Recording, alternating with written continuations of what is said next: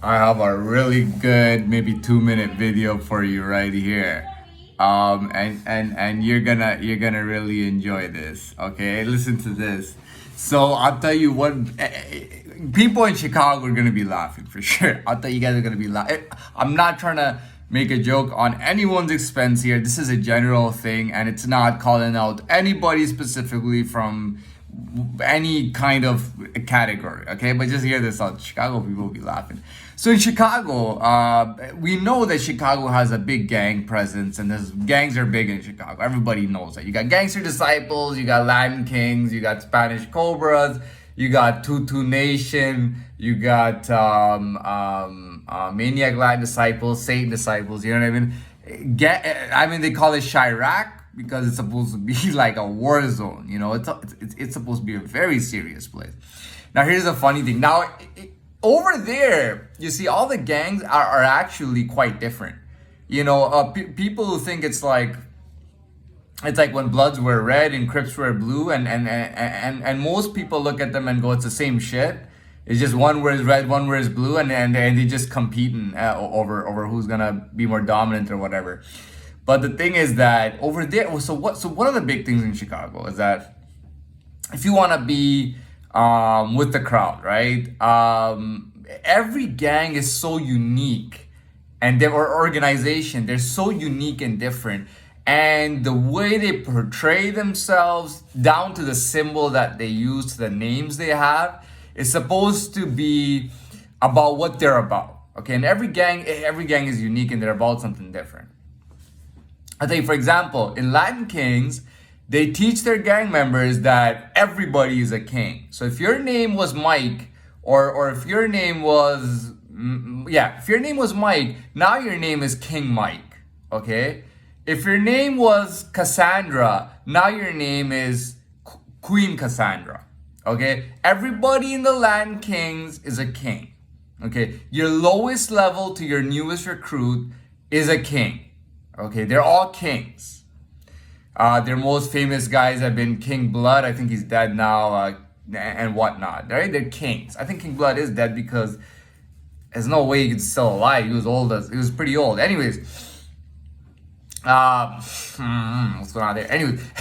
Anyways, okay, let's move on. All right, it's the point. So you got, like, let's say you got your Tutu boys, you know, or you got your Playboys. I don't know if let's say you got your Playboys, for example. And I've talked about this. They're Playboys.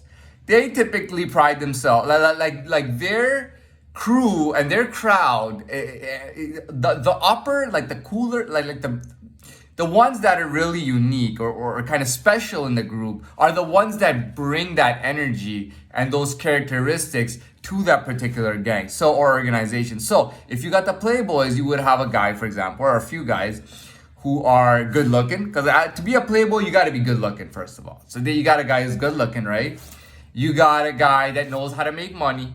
You got a guy that's quick on his feet. He's clever. He thinks fast. Sometimes they're even physically fast. And I don't mean like a football runner. I mean like they're just quick. They're quick in every sense, mentally, physically, how they grow, how they think, how they deal with life, relationships. So having guys like that in their crew is very valuable, because those are the guys that really represent their values.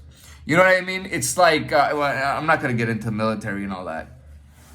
This exists in a lot of organizations, but I don't know about other organizations, like in the business world. I'm talking about this right now. Now, we talked about the Tutu Boys and Lion King. Let's talk about one more. Okay, let's talk about. I'm thinking about doing one of the disciples. Let's do Gangster Disciples. Okay, and that's the last one.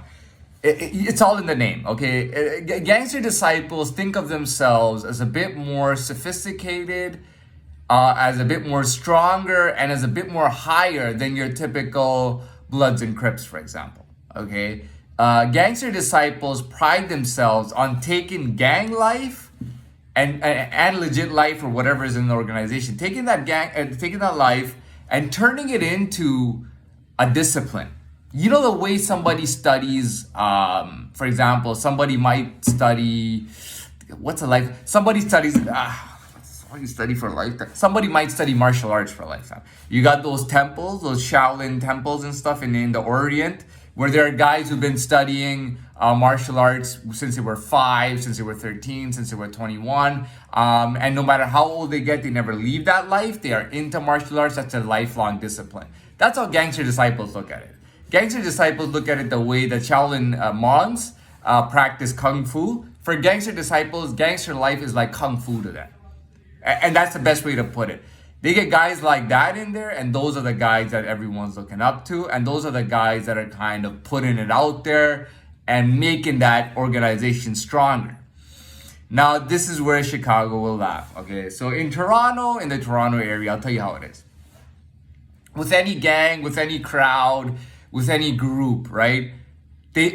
I'll tell you what it is. So in those groups, I told you what the requirements are. I mean, it's crazy. And you really got to be at a high level. Over here, you just got to be an iconic gangster. Which means if I took Prodigy from Mobb Deep, who I don't think is a gangster at all, I think he hung around with gangsters and maybe got to know them. I don't know. But he's not a gangster to me at all. Now, if you brought Prodigy to Mississauga, to Toronto, to Brampton, to Scarborough, Prodigy would become like the man, okay? He's who those guys are. He just dresses a certain way, he looks a certain way, he acts a certain way, he knows the lifestyle.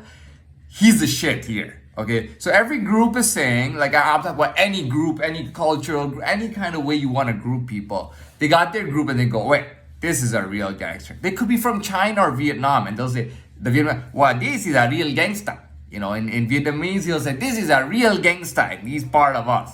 That's all you need. And now Chicago's going to be laughing.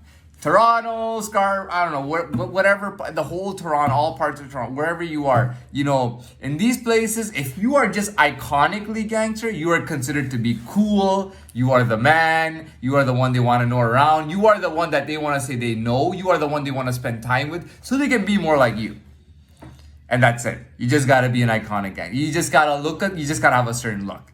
You know, you don't even need any kind of criminal past. You just have to have a certain look. That's the only requirement. Okay, so especially if it doesn't matter if you're wearing skinny jeans, baggy jeans. If you got some tattoos on you and you got a certain look, you are a gangster. You are the man in that group and you're breeding people to be iconic gangsters, to look a certain way and to talk a certain way. And that's it. Now, if you're not laughing right now, maybe you think I'm not accurate. I hope you might be laughing real soon.